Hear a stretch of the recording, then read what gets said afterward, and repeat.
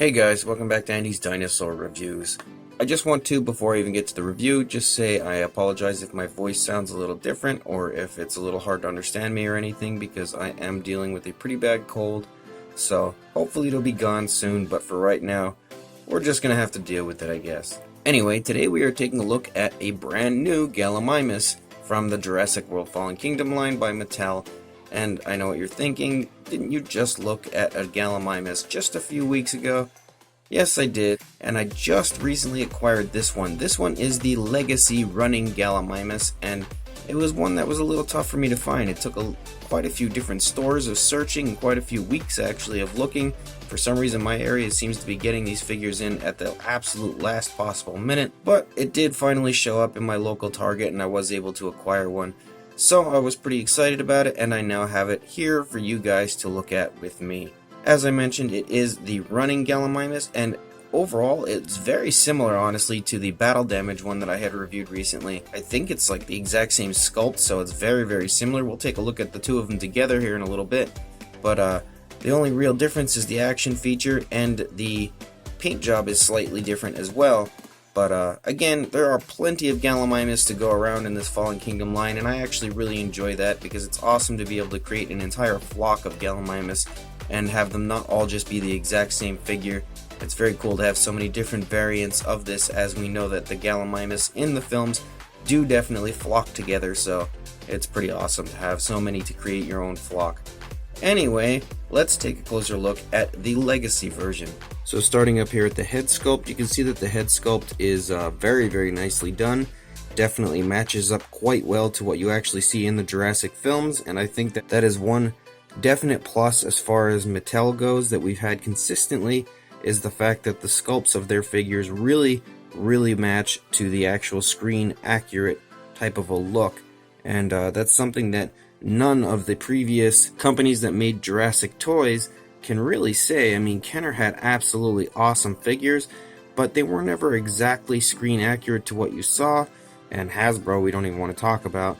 But these ones are really accurate to what you actually see in the films. Honestly, I think the sculpt of this looks perfect for what you see on the actual Gallimimus in Jurassic Park and in Jurassic World Fallen Kingdom. So that is one big thing that I really appreciate about Mattel and the way that they are creating their figures. They are really doing it for the collector, and not just for a bunch of kids that want some dinosaur toys in their life.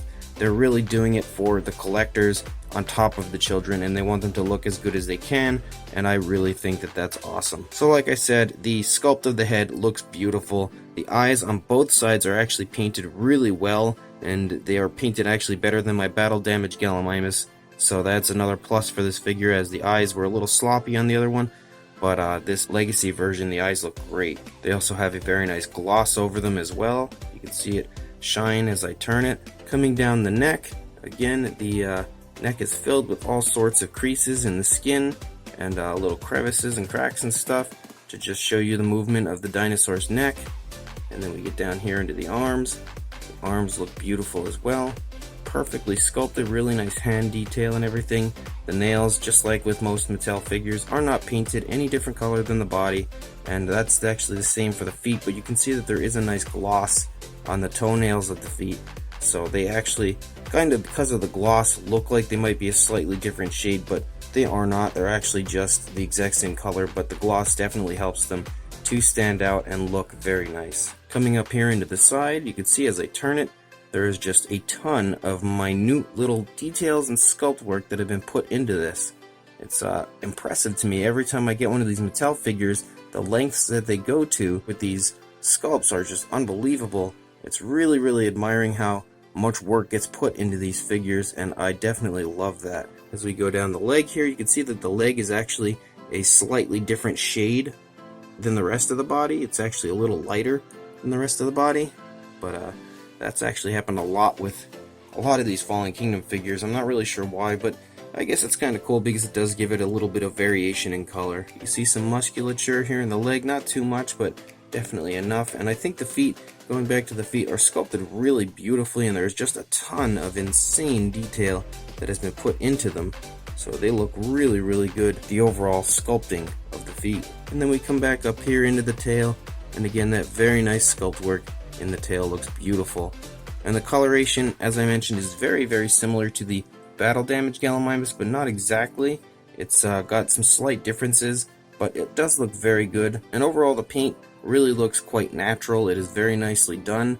I like that they have almost a burnt umber type brown up here on the back, and it kind of tapers off to a lighter brown, and then it just gets lighter and lighter the further down you go to this white underside. It's creamy type of an underside, so it looks very good, and it's the same coloration that you have back here in the tail, but a little bit thicker striping back here on the tail.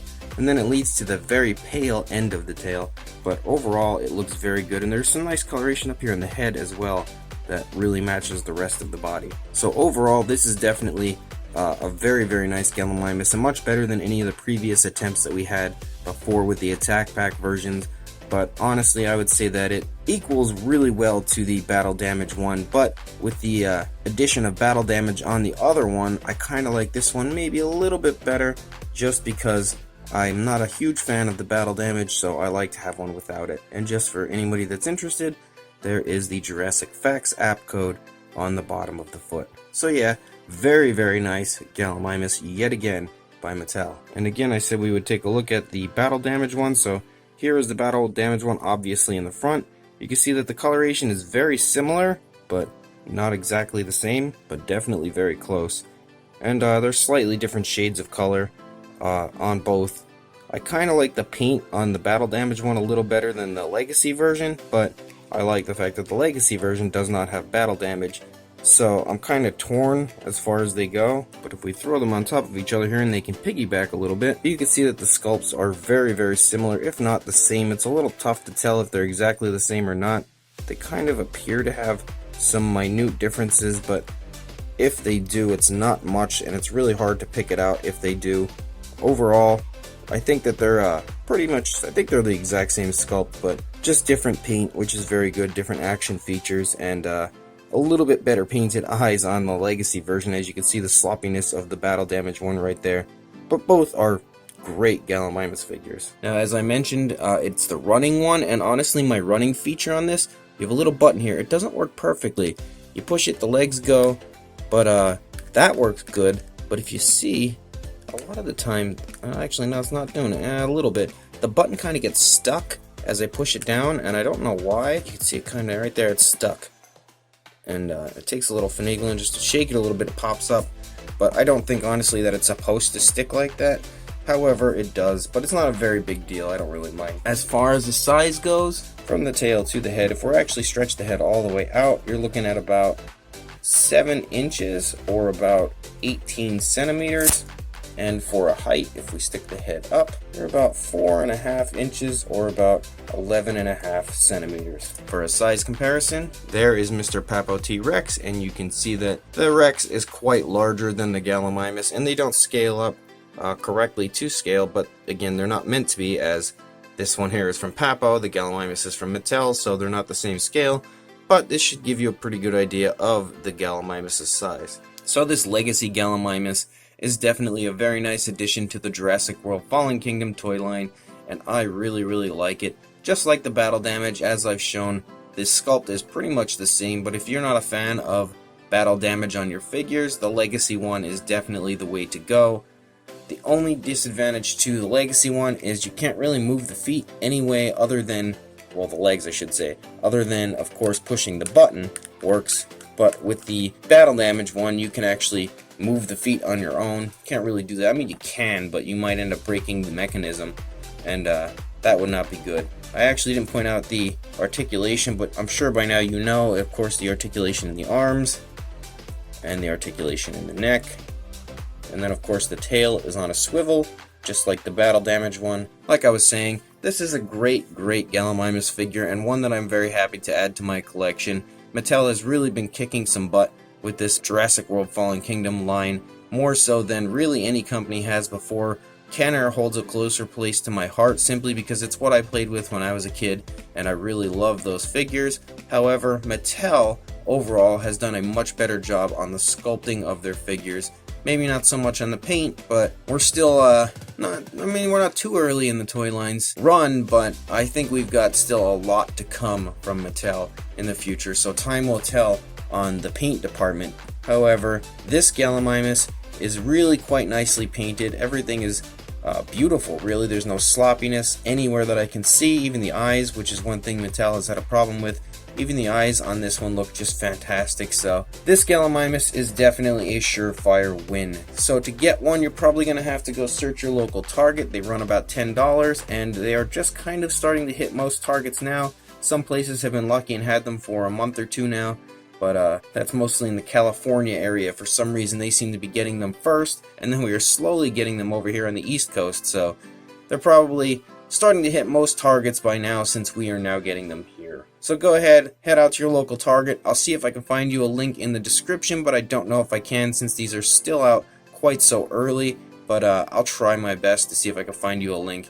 Either way, it's a fantastic Gallimimus figure, and good luck trying to find one in your local Target if that's the route you take. They are definitely worth the hunt. So please like, comment, and subscribe, and I will see you in the next review. Thanks for watching.